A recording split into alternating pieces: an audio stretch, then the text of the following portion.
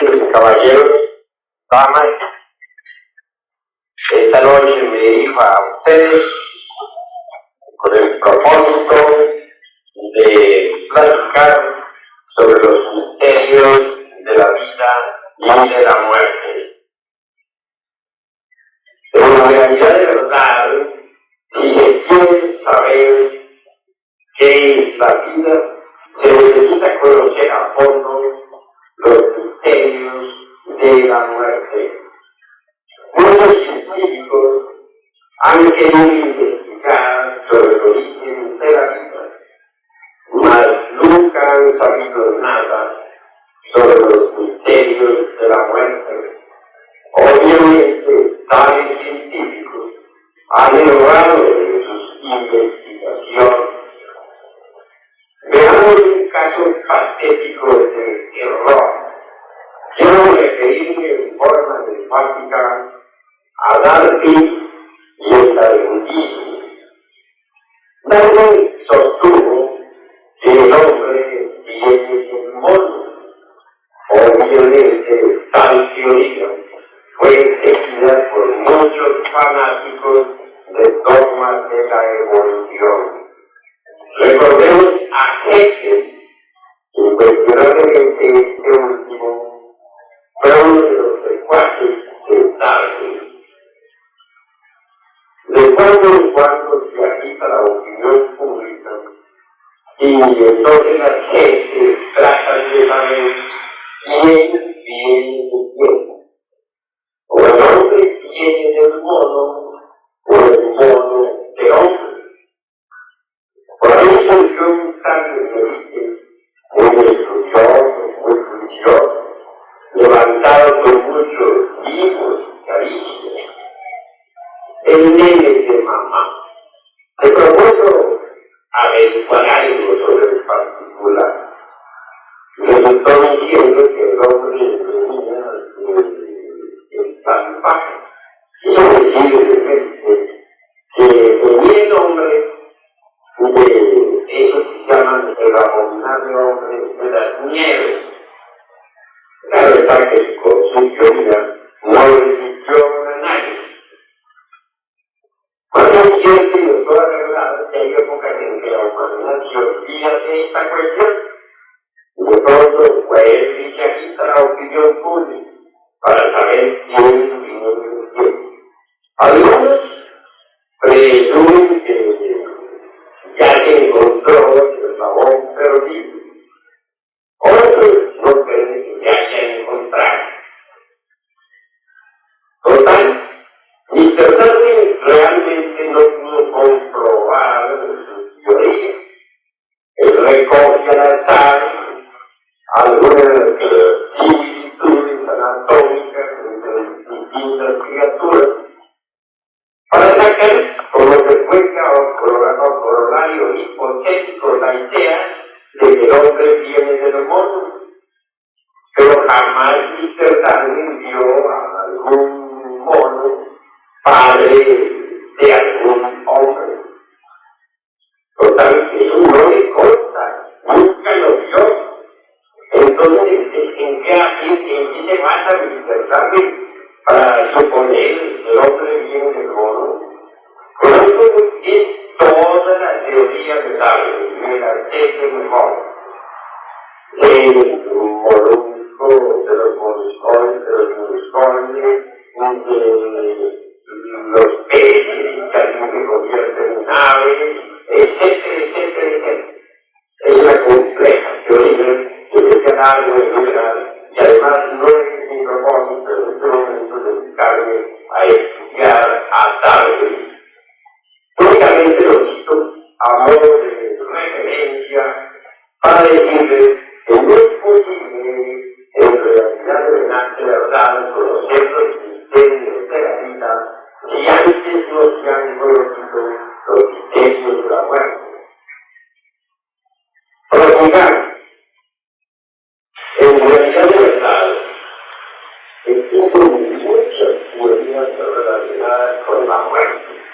Los materialistas piensan que todo es meramente físico. Dice, no. El mismo de advirtió de un virus formativo para el organismo humano. No sería posible constituir la existencia de algún organismo sin un fundamento o mismos formativos. Ellos solo se supone una mera agrupación de elementos químicos, pueda, en verdad, sostenerse por sí misma sin un fundamento. En realidad, de verdad, eso sería inconcebible. Tiene que haber una base, un pan, como dicen los occidentales, encima de fundamento para el organismo plenamente físico. Esto nunca lo discutieron ni tampoco Husserl. Inevitablemente el hombre en verdad no viene del modo. Al contrario, estos modos vienen del hombre. Algunos sobrevivientes de Atlántida se mezclaron con ciertas especies y son humanos y las dieron toda esa especie de sangre que actualmente dicen sobre la paz de la tierra. Luego que se prende y se observa las costumbres degeneradas de cualquier modo, nos daremos cuenta que en verdad viene el nombre degenerado. Pero vamos a un lado de todas estas cosas y vamos un poquito más en el tema que se refiere a la muerte. Decíamos que el cuerpo físico no es todo. Está compuesto de órganos y por eso es un organismo. Los órganos a su vez están formados por células, las células por moléculas, las moléculas por átomos. Y si nosotros desintegramos un átomo, liberamos energías nucleares. Así que una síntesis del cuerpo físico se sintetiza en determinados tipos y subtipos de energía. Eso es obvio. Ahora bien, continuando con estas disquisiciones, venimos a descubrir que es posible predecir lo que se esconde en el interior del organismo humano. Hace poco, en Rusia, se inventó un aparato por medio del cual se descubre el fondo vital orgánico. Este aparato existe. Se ha podido ver que dentro del organismo humano, pero ubicado en una dimensión superior, existe una especie de cuerpo o principio que sirve de base a todas las actividades químicas, físicas, biológicas, calóricas, catalíticas, etc. Se trata de un cuerpo vital, también denominado por los indoctales Vingansaria. Este cuerpo vital ha podido ser separado del organismo físico por los científicos rusos. Se ha sometido al estudio, se ha fotografiado, se está estudiando en detalles cada relación de tal cuerpo vital con el cuerpo físico. Se ha bautizado con un nombre científico. Se le denomina cuerpo bioplástico. Así que, la verdad, hay algo más que nuestro. Venimos al estado de nuestro denominado cuerpo bioplástico. El momento en el que estoy platicando aquí con ustedes, me viene a la memoria un experimento científico. Alguna vez, un médium lo que hallaba en estado de trance, consultó fuera del físico desde la región del espacio, en verdad es el centro capital del cuerpo bioplástico. estado del cuerpo. Este movimiento a unos pocos metros de distancia frente al sujeto filtrándose, se hizo difícil un terrorista que se llama junto al medio, un poco escéptico, sacó su pistola y disparó contra el pintado cuerpo que parecía un fantasma. La bala apareció mucho más tarde en el corazón del médico. Pero lo asombroso resulta en que, a pesar de que el periodista disparó al frente del fantasma, la bala apareció en el corazón del médico que estaba sentado junto al periodista y le cabe el tiempo. Son bellezas que hasta ahora los físicos no conocen completamente. Son desconocidos estos fenómenos para la ciencia física. Así que si no fuera por el cuerpo vital o cuerpo geográfico, el cuerpo físico no podría existir. Si a una persona nosotros le extraemos por algún procedimiento, también por medio de una catalepsia prolongada, el cuerpo vital o cuerpo bioplástico, esa persona moriría inevitablemente. No podría seguir existiendo. Una de las cosas que estoy triángulo, el materialismo dialéctico ya está pasando de moda. Ya creo que la Unión Soviética se está chivando. En estos instantes se propaga incluso el estudio de la parasitología. Tengan ustedes en cuenta que el mayor porcentaje de obras parasitológicas que actualmente existen en el mundo viene de industria. Así que en verdad el materialismo dialéctico de Marx ya es cuestión del pasado, ya no se acepta en industria. Y claro, está entrando en una fase superior del desenvolvimiento científico. Está estudiando ahora a fondo el organismo humano. Por otra parte, se están haciendo penetraciones arqueológicas en una cuarta vertical. Se avanza mucho con la óptica electrónica. Esto es formidable. Pero en dos casos ha sido sometido a investigaciones muy detenidas. Y ha visto, por ejemplo, que en dos casos es alterado por ciertas fuerzas que no provienen exactamente de la región tridimensional del clínico. Más bien, parece que vienen de una cuarta vertical. Por tanto, todo comienza a aceptar desde el mundo científico la existencia de los universos paralelos. Y hasta de moda de pensar sobre los universos paralelos ubicados en distintas dimensiones de la naturaleza y del cosmos. Obviamente, como es tan difícil de tanto el cuerpo humano como el universo, es multidimensional.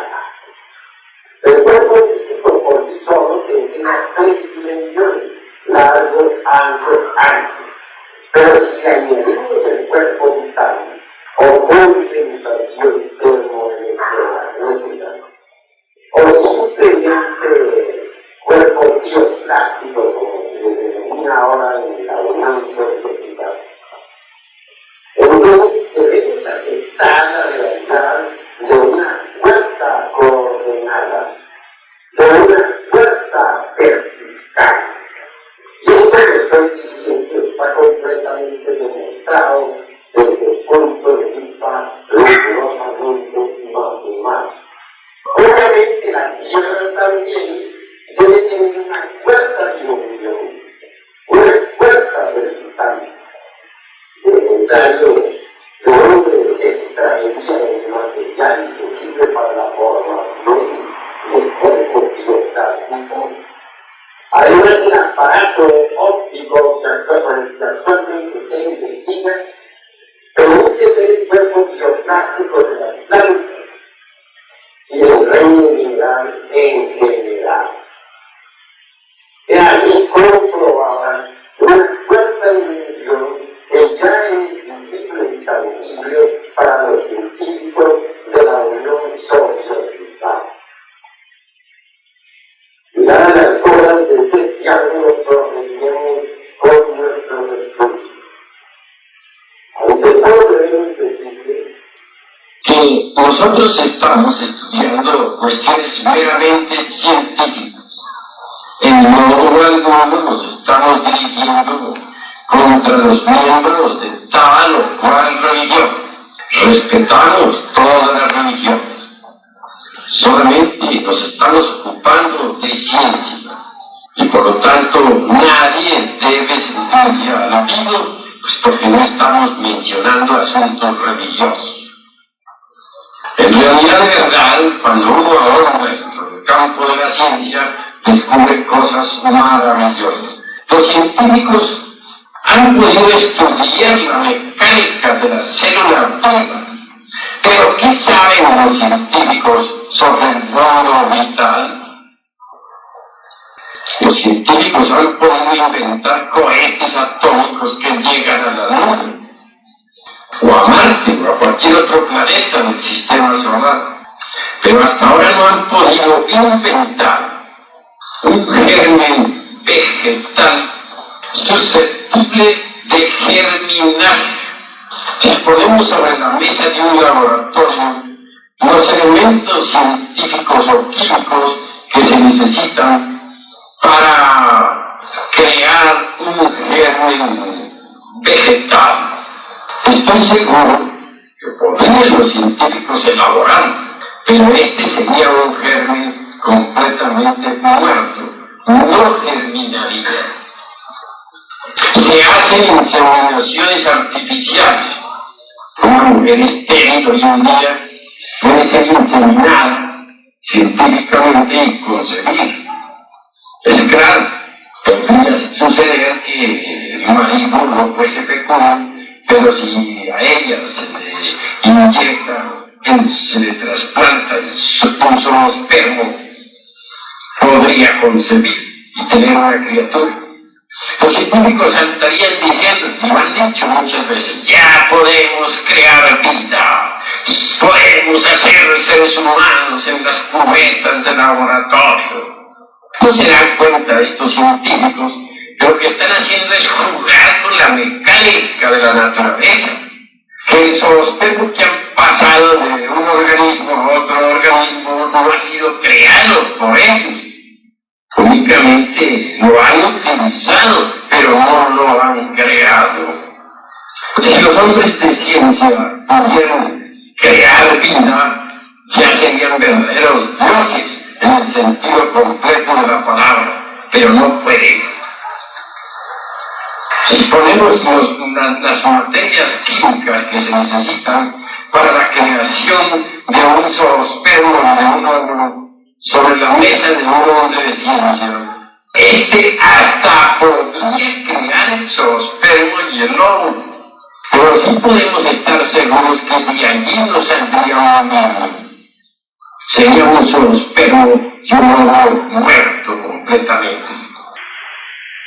Nuestro gran compatriota mexicano, el sabio Alfonso Herrera, quien fuera también compañero de investigaciones científicas del doctor Arnoldo Punge, un médico coronel del ejército de nuestro país, logró crear la célula artificial, pero esta fue una célula muerta, nunca tuvo vida.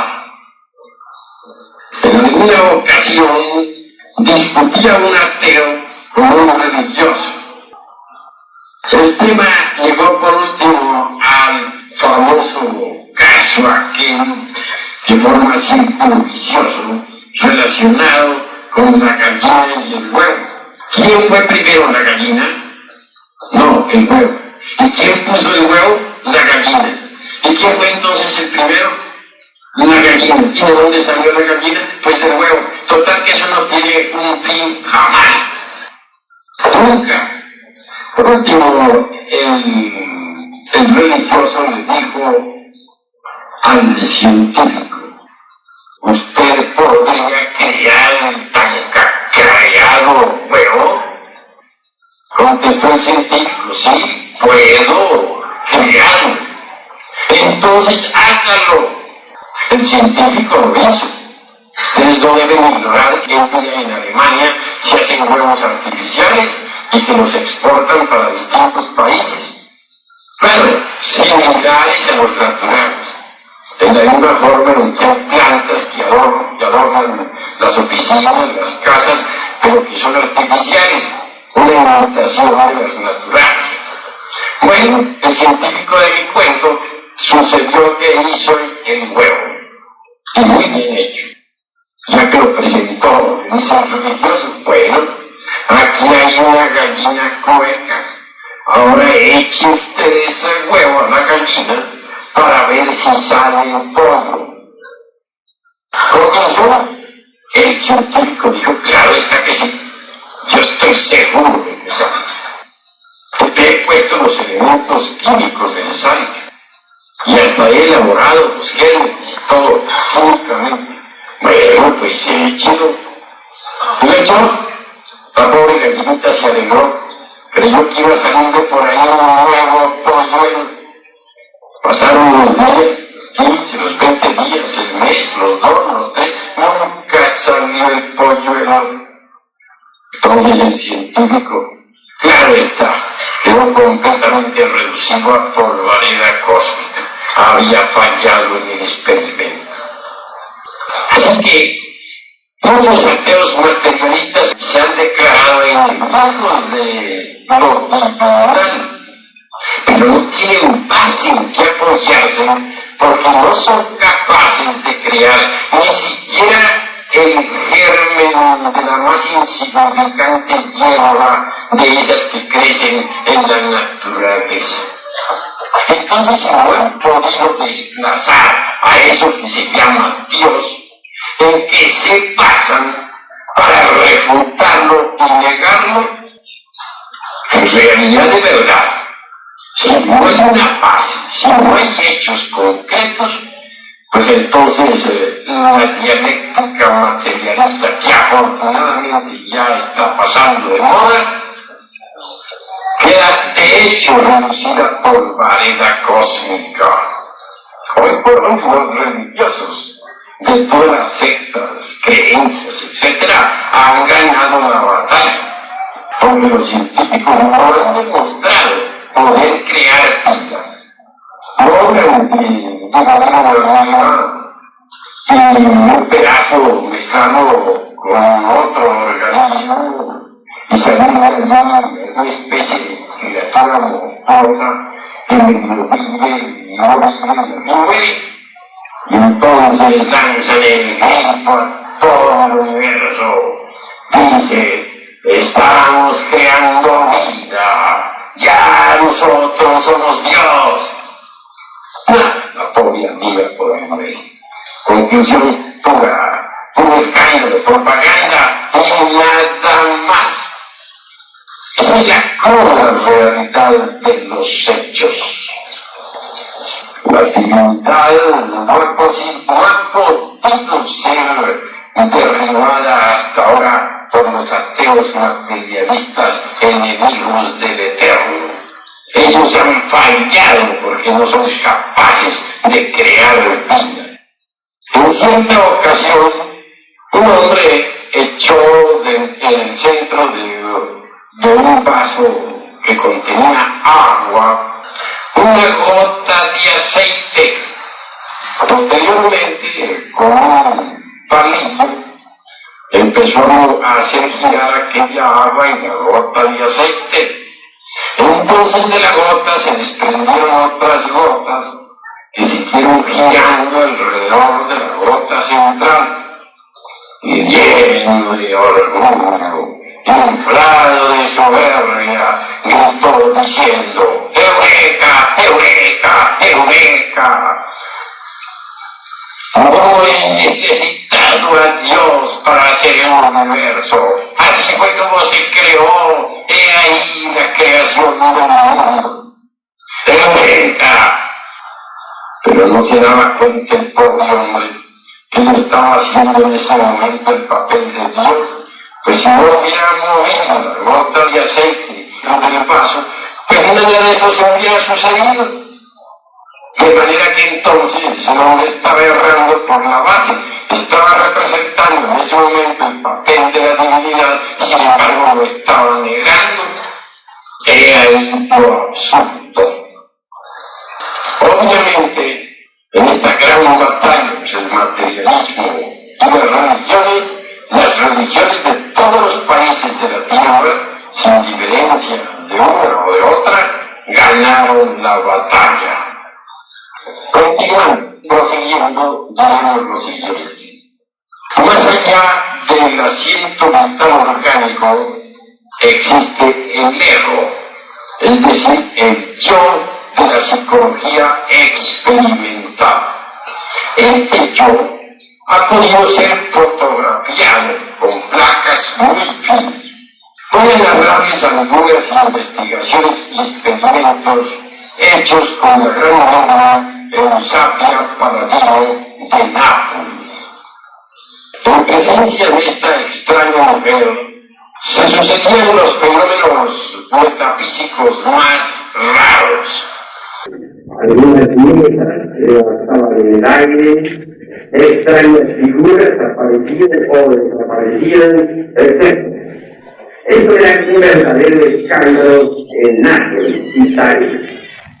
Fue entonces cuando vinieron científicos de todos los países de Europa a estudiar el caso. Decían: vamos a desenmascarar el fraude.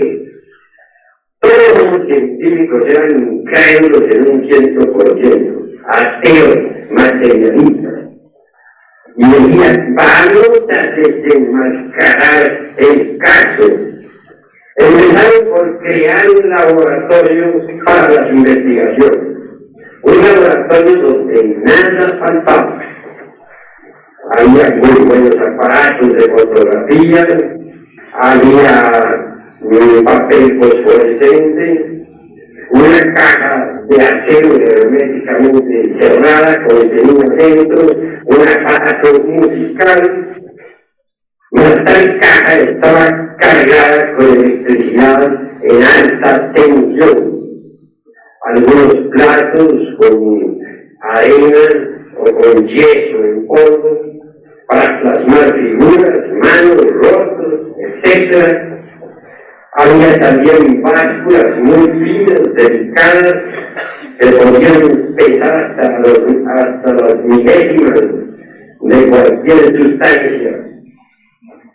Había pandolías que intencionalmente se colocaron en el piso, etc.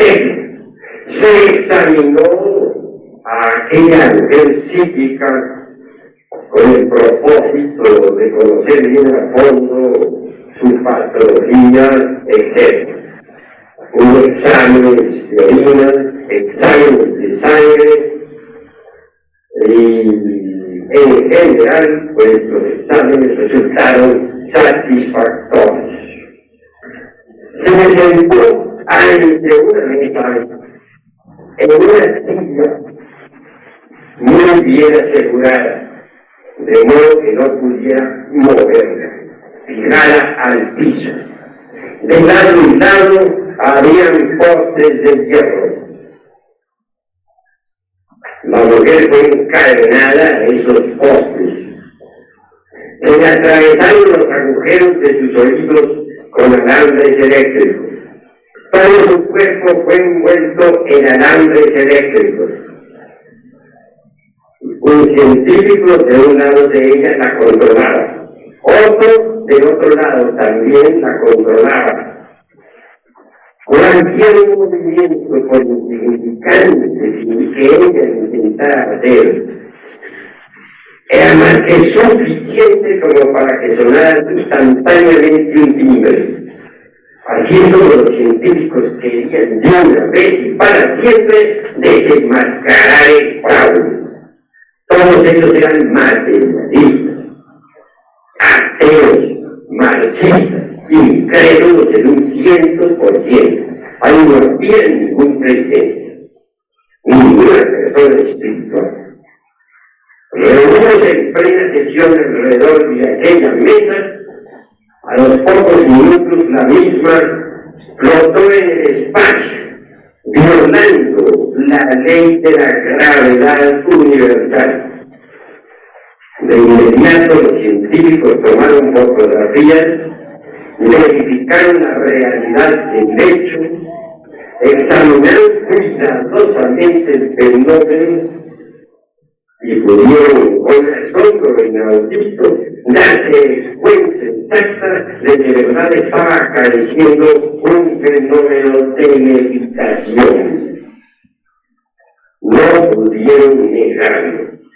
Tampoco encontraron una teoría materialista capaz de explicarlo. Aquellos hombres tan apasionados por el materialismo gruñeron, enojados, furiosos, al ver que sus teorías se iban al suelo, se volvían polvo. Otro hecho que llamó la atención tremendamente fue la aparición de la madre de Botazzi, un gran científico, físico. Aquella figura de su madre apareció en pleno laboratorio. Aceptemos que Botazzi hubiese estado alucinado o loco, pero las placas fotográficas no estaban alucinadas, ni los científicos incrédulos que allí había tampoco estaban alucinados. Fue debidamente registrada la fotografía de la madre de Botazzi. Esta avanzó por entre los científicos incrédulos y abrazó a su hijo con inmenso amor, exclamando: ¡Hijo mío! Y aquel hijo, con lágrimas en los ojos, también abrazó a su madre. Había ella muerto 25 años atrás. El hecho era patético y ninguno de aquellos hombres incrédulos pudo negarlo, máxime cuando después se revelaron las placas fotográficas y allí apareció ella, la misma. Y ante los hechos tenemos que rendirnos, o de lo contrario nos convertiremos en necios.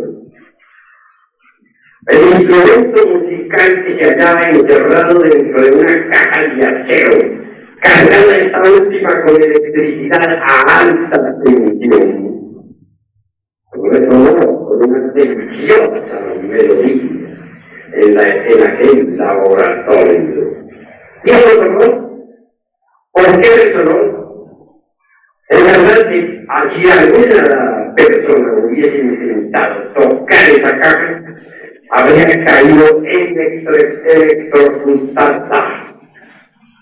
En el piso había una mandolina. Esta levitó por sí misma en la atmósfera de aquel laboratorio científico. Manos invisibles arrancaron de la misma las más extrañas sinfonías. Todo, absolutamente todo quedó registrado. Se lograron también moldes en yeso, en harina, etcétera, de manos, de rostros y nada más. Es decir, todos los sistemas de control que se estaban, todos los métodos, dieron espléndidos resultados. Jamás hubo una falla en los experimentos. Eusapia Paladino fue total totalmente controlada. Ni siquiera se le permitió regresar a su casa. Tuvo que quedarse dentro del instituto donde funcionaba el laboratorio, controlada por los incrédulos científicos. Se le vigilaba cada paso, se le espiaba cuando no estaba en la sesión científica. Así fue, mis queridos amigos, como vino a ser demostrada la realidad de una vida más allá de la muerte. Habrá quienes nieguen, nunca faltan los necios, pero yo creo que después de experimentos como los que se hicieron con el Sapia Paladino de Nápoles, ya no debería existir la incredulidad sobre la faz de la Tierra. ¿Y qué dirán de los experimentos hechos en Mirville con la señorita Spock?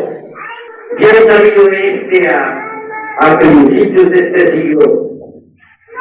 En la casa de aquellas damas se sucedieron acontecimientos insólitos. Unas piedras entraban por una ventana y salían por la otra, violando toda ley física. Las sillas levitaban en la atmósfera, las mesas, etc. Al fin, el gran físico William Koch, aquel hombre que descubriera la materia radiante y que la presentara ante los científicos de todo el planeta Tierra, resolvió hacer investigaciones por su cuenta. Y invitó para ello a los mejores físicos de toda Europa. Y en el caso del Sapia Paladino, vinieron gentes de todas las metrópolis del viejo mundo, con el propósito también, como en el caso de Paladino, de desenmascarar el fraude. A la señorita Spock, dentro del laboratorio de ciencias físicas, se les encerró en una cámara especial. Se les ató con cadenas, se les envolvió con alambres eléctricos, se les atravesó los agujeros de los oídos con alambres. Cualquier movimiento que intentaran hacer, como en el caso del Sapia Paladino, de inmediato era más que suficiente como para que sonara un timbre. A los pocos instantes de estar allí William Koch con los suyos y la señorita Spock, un par de hermanas, atadas en esta forma, entonces se materializó en el laboratorio Cathy King, una mujer que hacía mucho tiempo había muerto, joven, muy hermosa, pero venció materializada en el laboratorio durante 3 años. Se dejó analizar cuidadosamente, se dejó fotografiar, se dejó someter a peso, etc. Y el resultado fue formidable. Vino a quedar así completamente comprobada su realidad, su identidad. Durante 3 años se dejó someter a las investigaciones más terribles. 3 años, oiganlo bien, de investigaciones científicas. Pasados los 3 años, en presencia de todos, dijo: he cumplido con mi misión. Me despido de todo. Les abrazó. Les he demostrado que hay algo más allá del sepulcro. Y ustedes lo han comprobado. Y en presencia de todas las placas fotográficas se fue desintegrando poco a poco, lentamente. Sin embargo, dejó un bucle de cabello condensado allí, precisamente allí, en el laboratorio, para que los científicos se dieran cuenta de que nunca habían sido víctimas de ninguna alucinación. Esa es la cruda realidad de los hechos en relación con Cathy King. Prosiguiendo con estos estudios, recordemos nosotros al medium Ulmen de París, metía el rostro entre carbones encendidos y no se quemaba. Le dictaba sentado en una silla. En una ocasión la silla con flotando salió por una ventana de un segundo piso y penetró en la estancia por otra ventana. ¿Cómo explicáis esto desde un punto de vista exclusivamente materialista? No es posible. En realidad, de verdad, estamos ante enigmas que la gente común y corriente no conoce. Obviamente hay métodos, sistemas para poder investigar eso que está más allá del mundo tridimensional de Euclides. Recordemos por un momento el fenómeno conocido como desdoblamiento astral. La entidad psicológica de cada uno de nosotros puede salir del cuerpo físico a voluntad. El experimento es muy sencillo. Se acostarán ustedes en su lecho, en su cama, con la cabeza hacia el norte.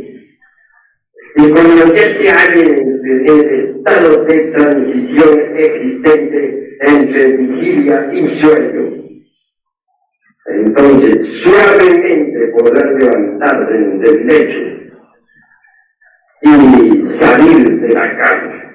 El cuerpo físico quedará incuestionablemente acostado en la cama, pero el yo psicológico, fuera del cuerpo físico, podrá viajar a distintos lugares de la tierra para ver, oír, tocar y palpar las grandes realidades. Algunas personas con este procedimiento triunfan de inmediato, otros gastan días o meses o hasta años para lograrlo. Pero esto que estoy diciendo, levantarse de la cama y salir de la casa, debe traducirse en hechos. Obviamente, durante el experimento del desdoblamiento del yo psicológico, debe uno saber que el cuerpo físico no es en modo alguno el yo psicológico. El cuerpo físico es el cuerpo físico. En esos instantes debe uno comprender que es el yo psicológico el que se desdobla, el que sale del cuerpo físico. De todas maneras, el yo psicológico se escapa del cuerpo físico durante las horas del sueño normal, pero lo hace inconscientemente. Si ustedes ponen atención a ese proceso, podrán hacerlo voluntariamente, conscientemente.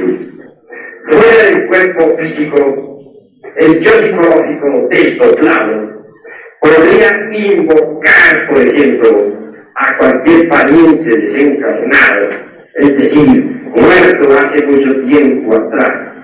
Entonces lo vería y hasta podría platicar con él. Fuera del cuerpo físico, los profetas antiguos invocaban a los ángeles, lograban comunicarse con los mismos y recibían de ellos conocimientos, sabiduría. Así que en realidad, de verdad, fuera del cuerpo físico puede uno entrar en contacto con seres inefable. Cuando uno aprende a salir del cuerpo físico, puede verificar también que los dioses antiguos, como el Tlaloc de Anáhuac, o como el Ejecatl, dios del viento, o como el Huehueteo, etc., de la antropología gnóstica, no son meros ídolos, como creyeron los españoles. En realidad, de verdad, esas entidades son Elohim o ángeles creadores inefables, que en nombre del desdoblamiento de la personalidad humana podrá en realidad de verdad ver a esos intrusos y platicar con ellos directamente. Mucho se ha hablado sobre el desdoblamiento, muchos libros se han escrito sobre el particular. Yo me limito exclusivamente a ustedes a sintetizarles. Otro sistema fácil para el desdoblamiento consistiría en aprovechar instancia aquel en que uno despierta del sueño normal. Entonces, imaginar un lugar conocido, unir la voluntad a la imaginación en vibrante armonía, y luego en llenos de fe, convirtiendo lo imaginado en algo demasiado concreto, echar a caminar por ese lugar. Se produciría el desdoblamiento. El cuerpo físico quedaría en la cama, dormido, pero el experimentador andaría fuera del cuerpo conscientemente. Posteriormente se dirigiría hacia cualquier otro lugar, ya para investigar las maravillas de la naturaleza y del cosmos, ya para viajar a otros planetas del sistema solar, ya para moverse dentro de toda la galaxia, ya para llegar al Sol central Sirio, etc. Fuera del cuerpo físico podemos conocer en verdad los misterios de la vida y de la muerte. Hay muchas creencias en el mundo, y cada cual es libre de creer lo que quiera. Podríamos creer, por ejemplo, que el Sol existe, o podríamos decir que no existe. Pero el Sol, en modo alguno, sería afectado por nuestras creencias. Si creemos que el Sol existe, está bien. Y si creemos que no existe, está bien.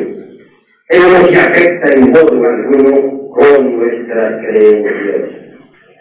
Cada cual es libre para lanzar las hipótesis que quiera, o para pensar como quiera, o para creer lo que quiera.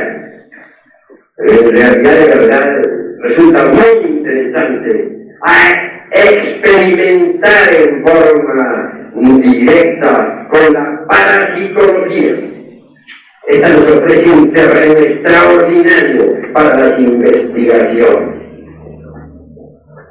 Ahora, es posible conocer los misterios de la vida y de la muerte hasta con el mismísimo cuerpo físico.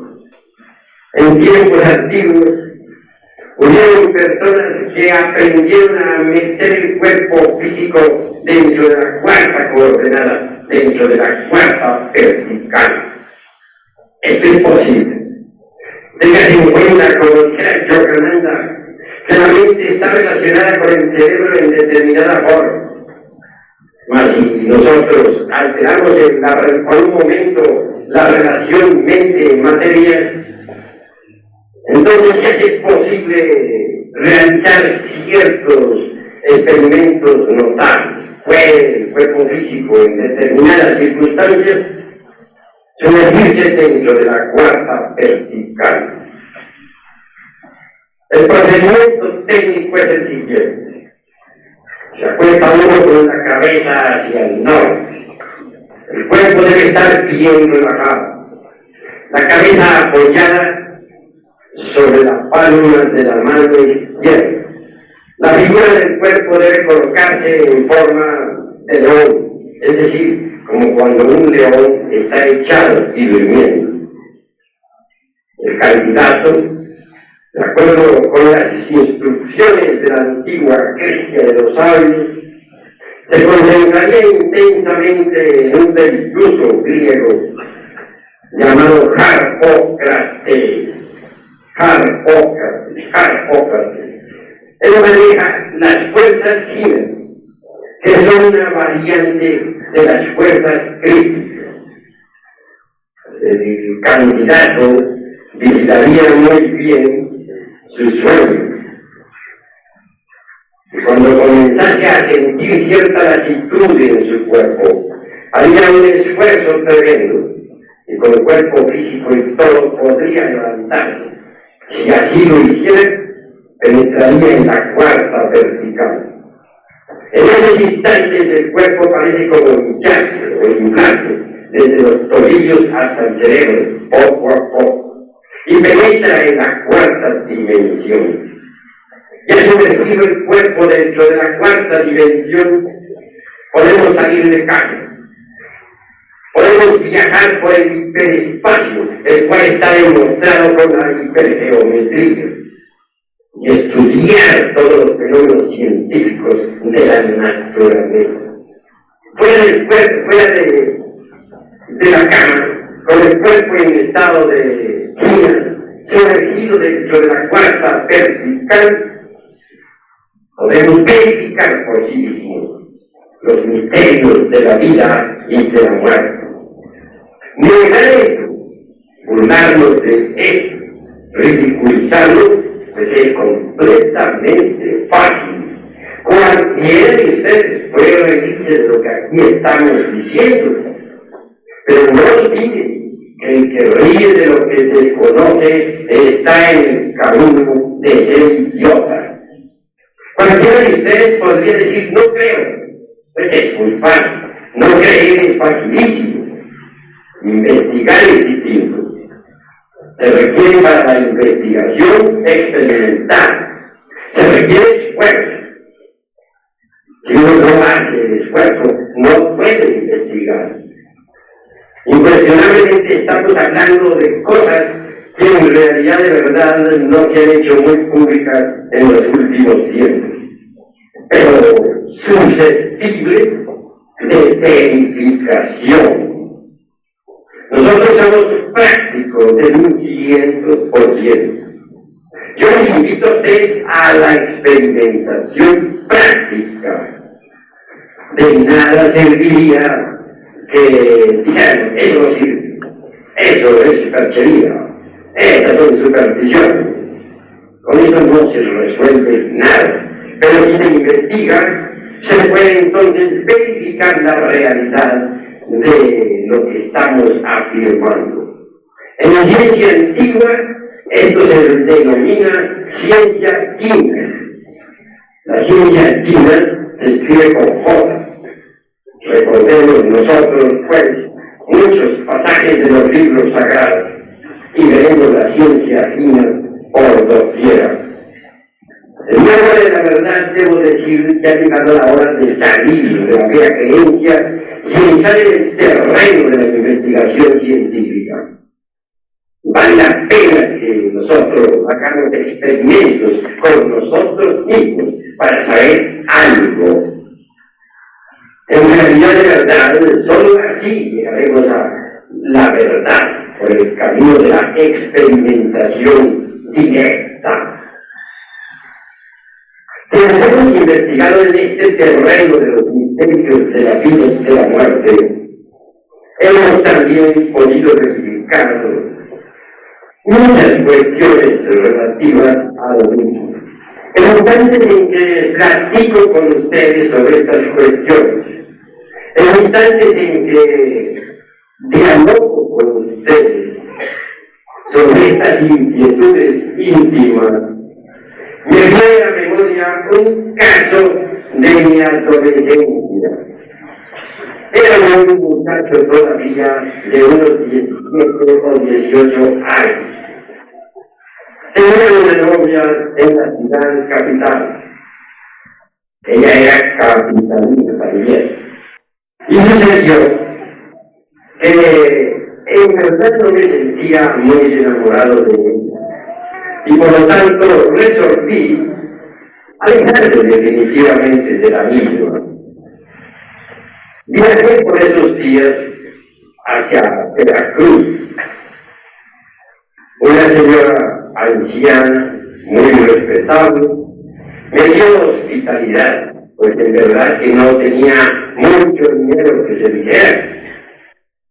Puso una cama en una sala que daba pues para la calles arenosas de la costa. También me dio un pabellón y que me pudiera proteger de los mosquitos y zancudos. Cerró una puerta que conducía al interior de aquella casa y cerró también la puerta que conducía a la calle. Me acogí a dormir en aquel cátedra. Me preparaba ya tranquilamente para el sueño.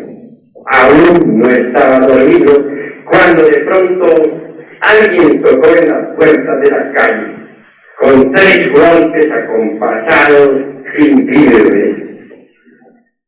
Me senté o iba a sentarme precisamente para salir a abrir la puerta, pero en instantes que lo intentaba, un par de manos atravesando el pabellón se dirigieron a mi rostro. Posteriormente apareció todo el cuerpo de una mujer que lloraba.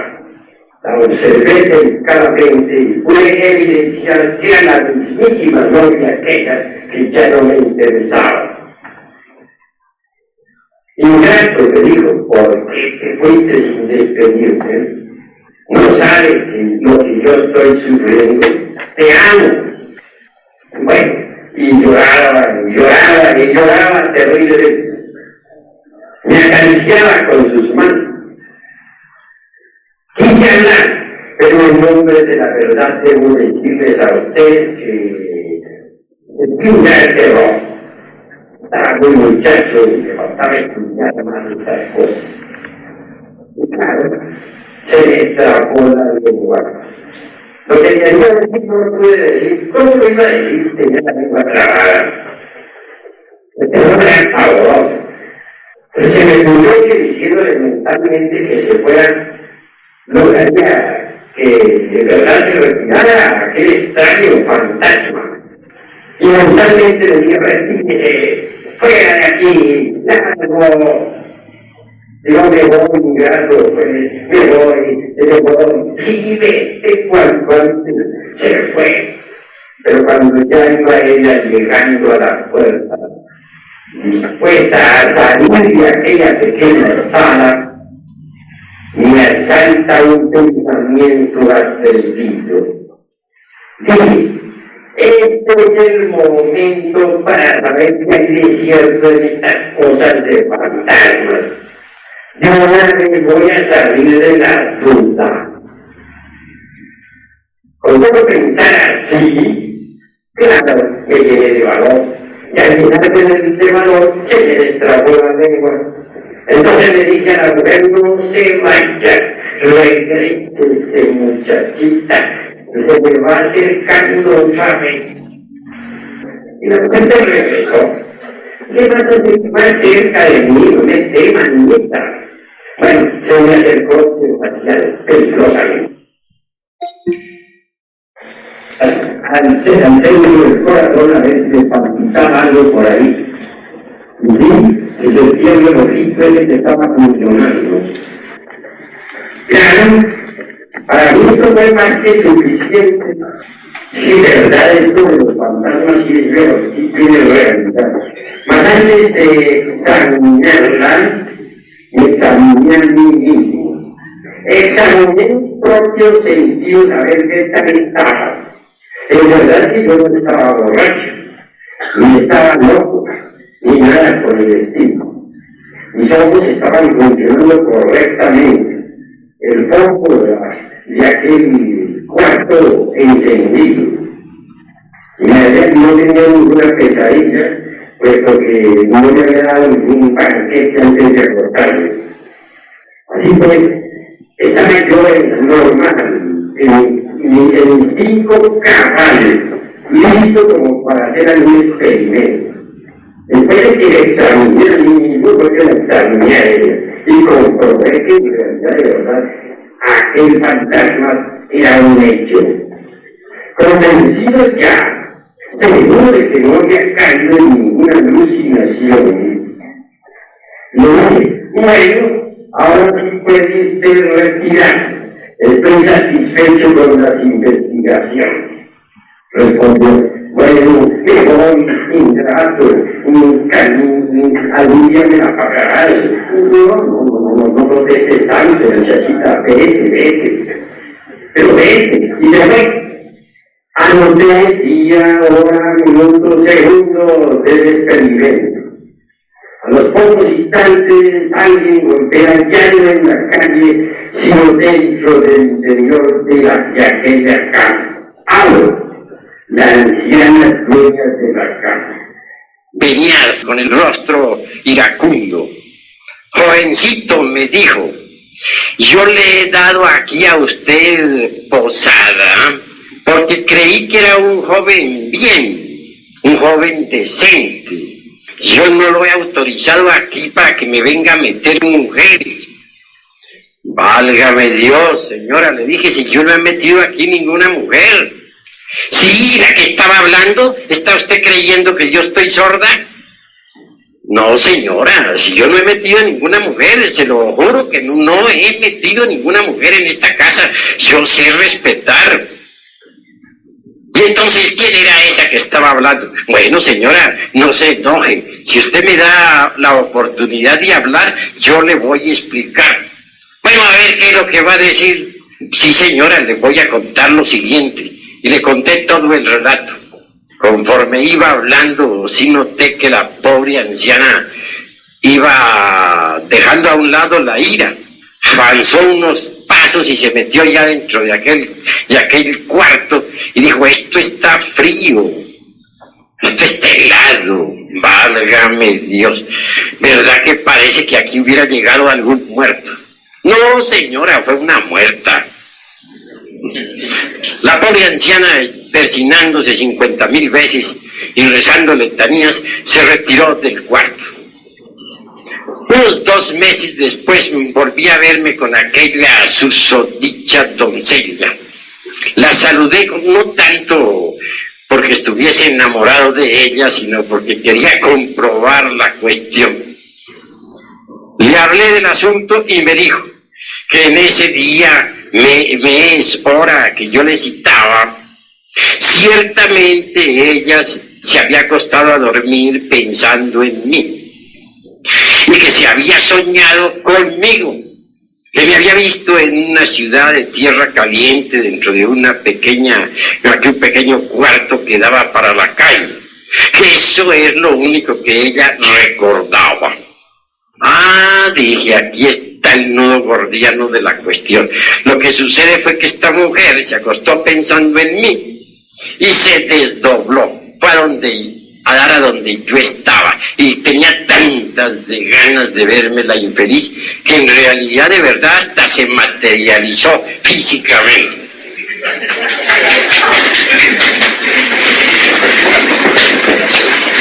Afortunadamente se volvió a doblar y yo pasé aquel experimento con muy buen éxito. Bueno, son detalles que uno ha visto, detalles que uno ha comprobado, detalles que son realidad. Me propuse por mí mismo realizar el experimento del desdoblamiento y logré realizarlo con muy buen éxito. De manera que para mí el desdoblamiento es un hecho. Como ustedes están viendo, esta no es cuestión simplemente de creencias, sino de experimentar. Es bueno realizar unos experimentos de esta clase para saber qué es lo que tienen de verdad. He podido verificar muchos asuntos importantes. Por ejemplo, la susodicha dama murió 4 meses después. Hallábame acostado, muy tranquilo en mi cama, cuando de pronto entró nuevamente la dama, y ya había muerto.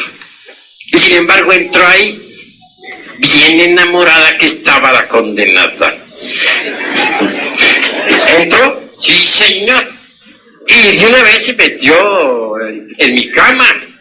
Qué alegre que venía, pero la sentí tan helada, ¿no?, que hasta se me quiso trabar la lengua otra vez. Eso olía a pura sepultura. La cosa ya estaba grave, francamente grave. Y tuve que apelar a la letanía mayor para que se me fuera. ¿Ustedes saben lo que es la letanía mayor? Pues le dije un poco de palabras de grueso calibre, claro está. Conclusión, se fue. Desde entonces no me volvió a atormentar la existencia.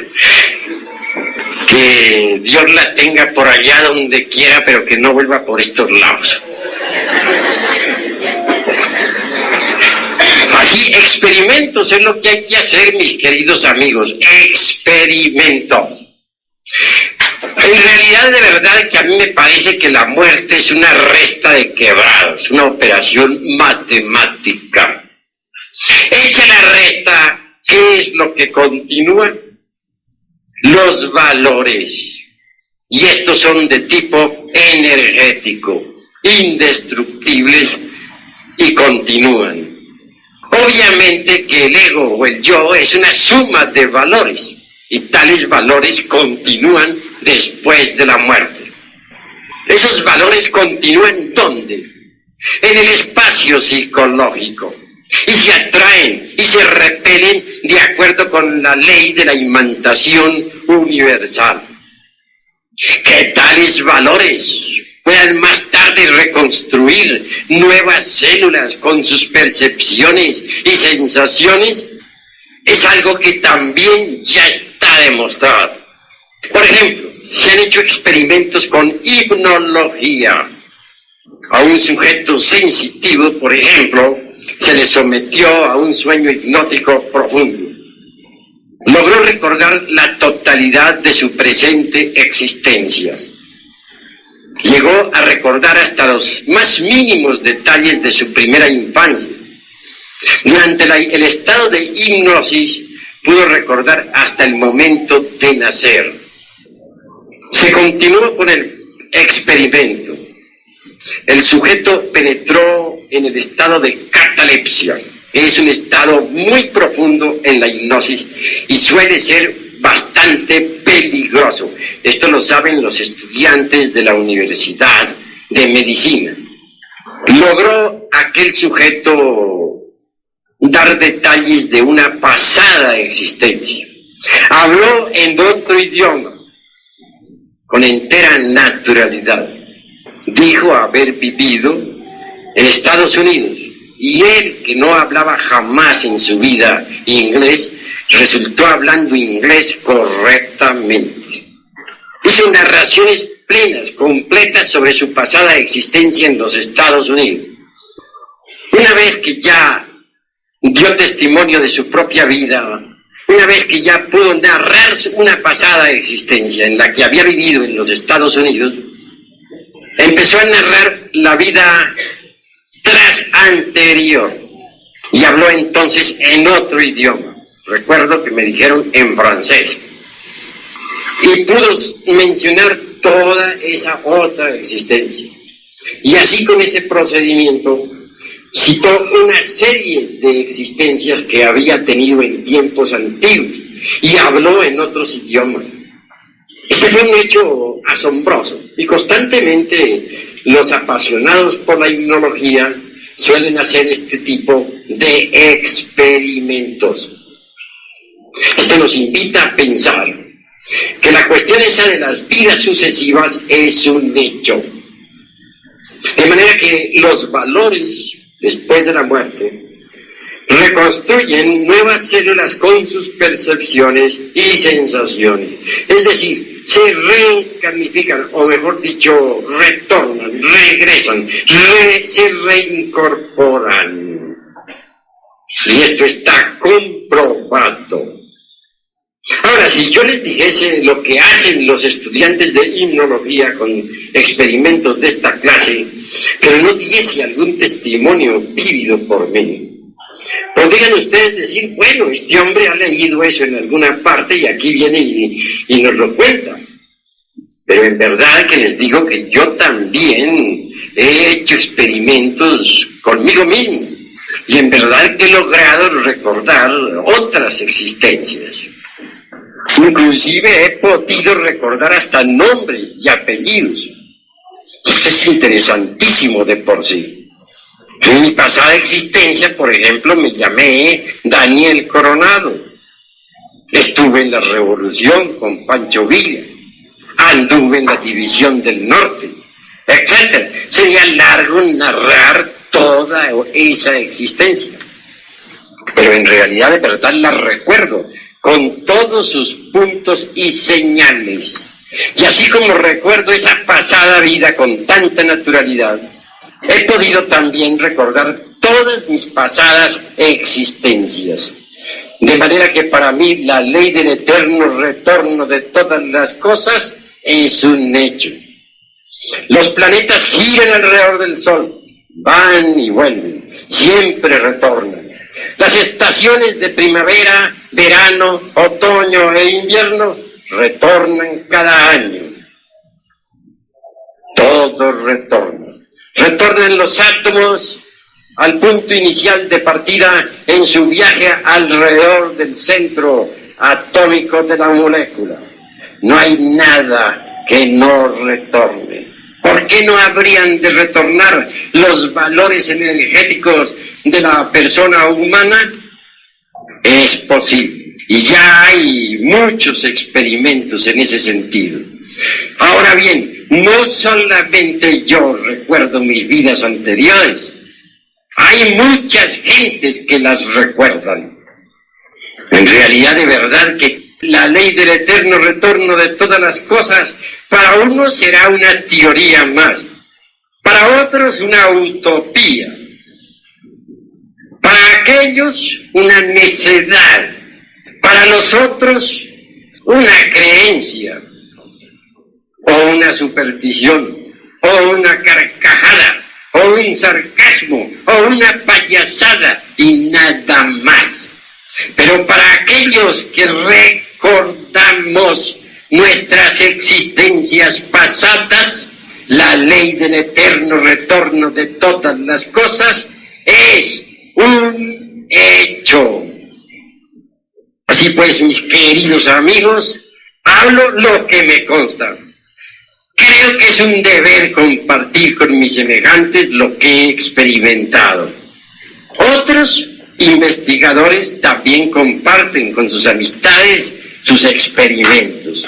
Entiendo que todo hombre que descubra algo, pues debe compartirlo con sus semejantes. Y si estos se burlan, si estos se ríen, si estos no aceptan sus conceptos, no importa. Lo importante es que debemos compartir lo que descubrimos con nuestros semejantes, porque todos nosotros somos una gran familia. Sería lamentable, por ejemplo, que alguno de ustedes descubriera algo interesante y que no lo compartiera con nosotros. Si uno de ustedes descubre algo importante y se presenta en este salón para dictar una conferencia, incuestionablemente yo seré el primero en asistir a la conferencia como oyente, con el propósito de aprender lo que no sé.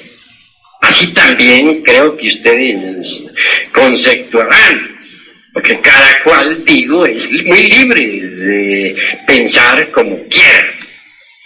Continuando con esta disquisición, llegamos a la conclusión lógica de que después de la muerte algo continúa. Algo. ¿Qué será? Ya dijimos, los valores. 3 cosas van al sepulcro y de eso no tenemos la menor duda. Primera, el cuerpo físico. Este se va descomponiendo poco a poco, lentamente.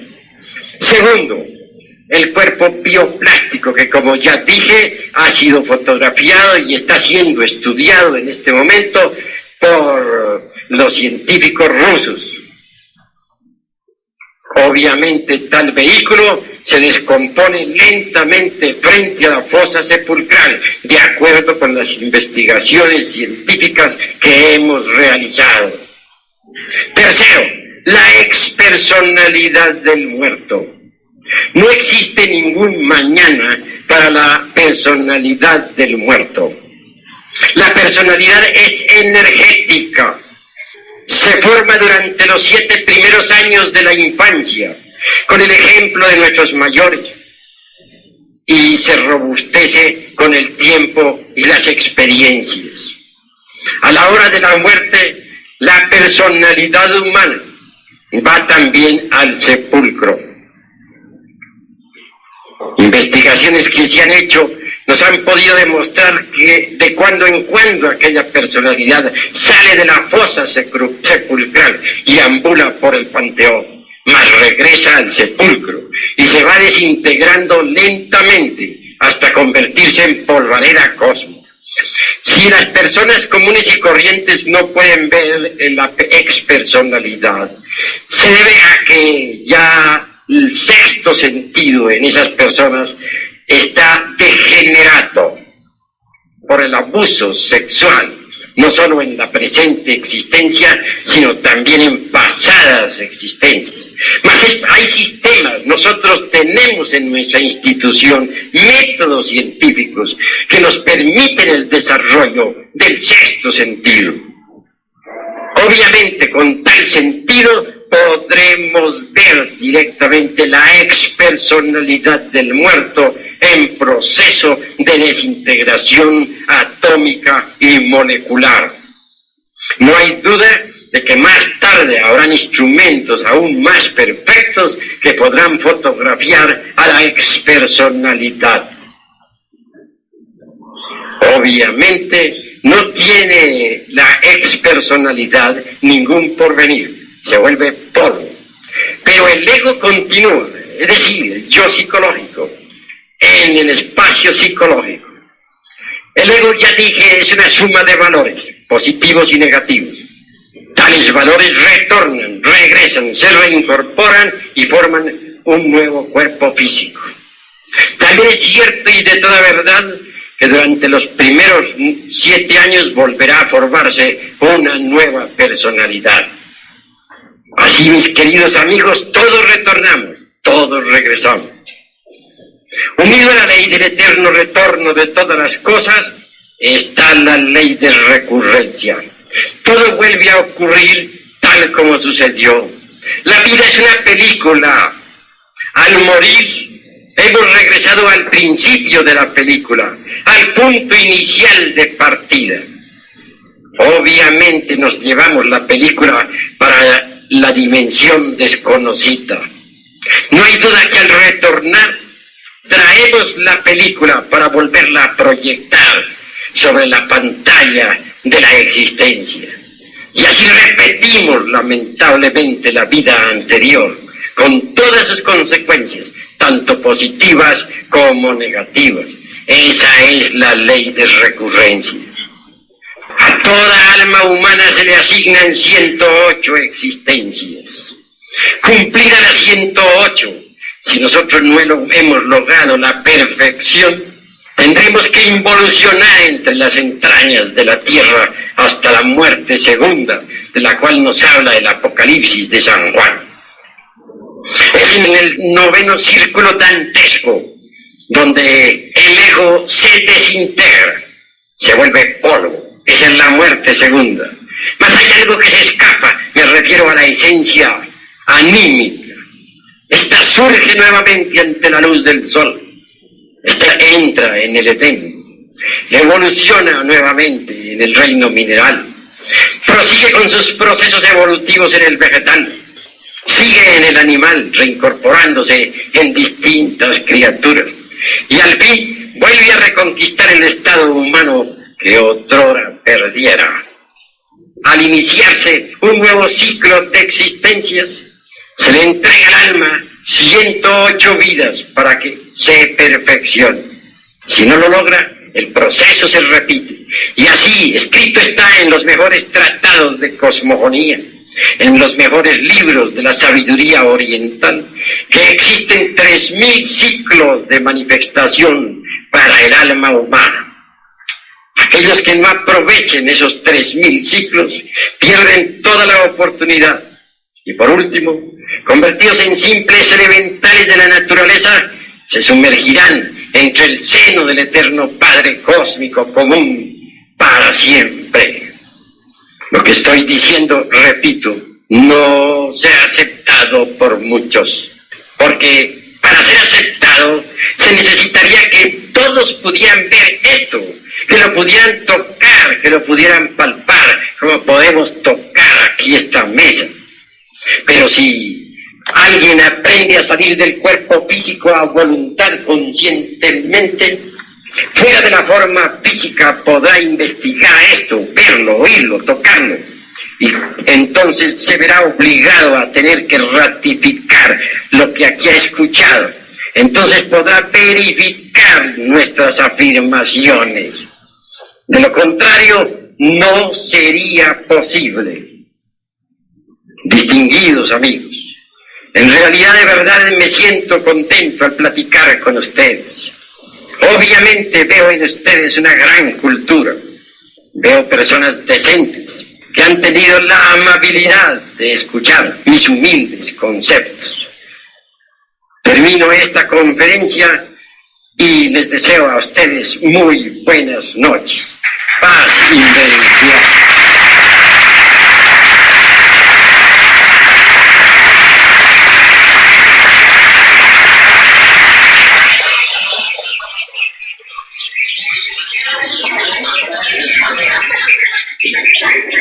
Hacemos